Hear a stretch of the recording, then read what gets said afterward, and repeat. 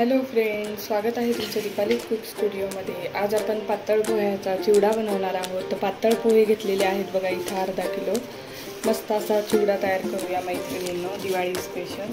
तर इथे हे अर्धा किलो पोहे आहेत। इथे शेंगदाणे घेतले एक छोटी वाटी, इथे कढीपत्ता घेतलेला आहे, फुटाण्याची डाळ घेतली, मिरची कट करून घेतली, खोबरं आणि पिठी साखर घेतलेली आहे। चला आता आपण पोहे भाजून घेऊया। गॅसवरती कढई ठेवलेली आहे, कढई गरम झाली। आता कढईमध्ये पोहे घालून आपल्याला भाजून घ्यायचे आहे। आता सर्वात आधी आपण पोहे भाजून घेऊया। चांगले मस्त बारीक गॅसवरती सारखे हलवत राहायचे। छान पोहे भाजले की आता चिवडा सुद्धा एकदम खुसखुशीत आणि मस्त तयार होतो। चला आता पोहे भाजून घेऊया।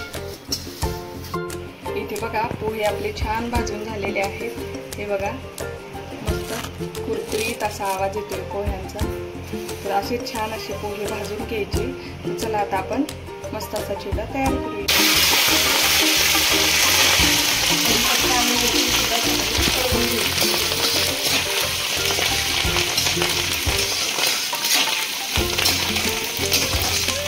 आता आपल्याला घालायची आहे हळद।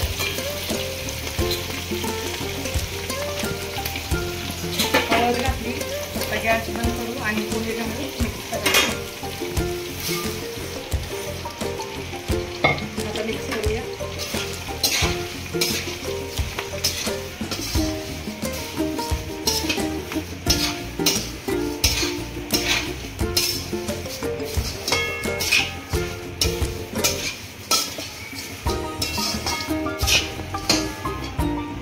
छान असं मिक्स करून घेतलं मी। आता मीठ घालायचं आणि आपल्याला थोडीशी पिठी साखर टाकायची आणि मिक्स करून घ्यायचं आहे। झाला आपला चिवडा तयार, सिंपल सोप्या पद्धतीने मैत्रिणींनो। आता मिक्स करून घेऊया सर्वात आधी।